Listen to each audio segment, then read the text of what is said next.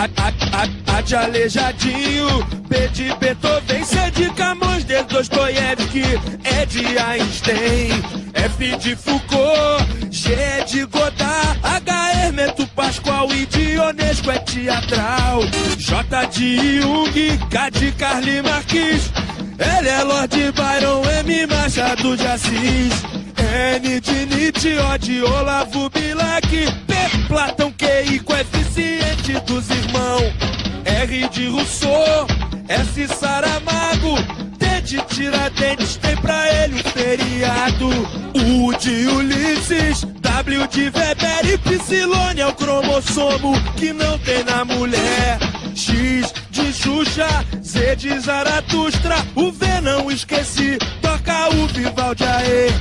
Toca o Vivaldi, toca o Vivaldi, toca o Vivaldi aí.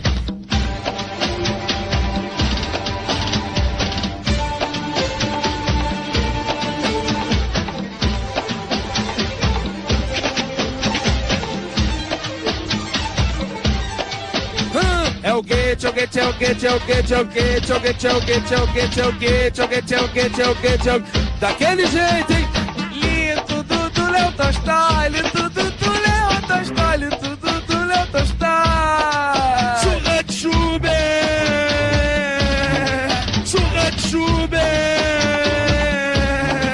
Eu vou pro Man, vem a Tarsila, agora eu escrevo orelha e ninguém vai me segurar. Qual a diferença entre o Lutero e o Kant? Um é iluminista, o outro protestante. E Stanislavski compõe o personagem. Brecht quebra a parede, com a plateia interage. Penso logo existe, penso logo existe, penso logo existe. Descarte quem disse isso?